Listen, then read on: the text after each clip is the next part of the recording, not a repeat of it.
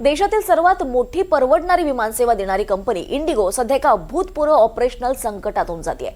वैमानिकांसाठी लागू करण्यात आलेल्या नवीन फ्लाइट ड्युटी टाइम लिमिटेशन या नियमांमुळे कर्मचाऱ्यांच्या ड्युटी वेळेचं व्यवस्थापन करणं कंपनीसाठी एक मोठं आव्हान ठरलंय। याचा थेट परिणाम विमान सेवेवर झाला।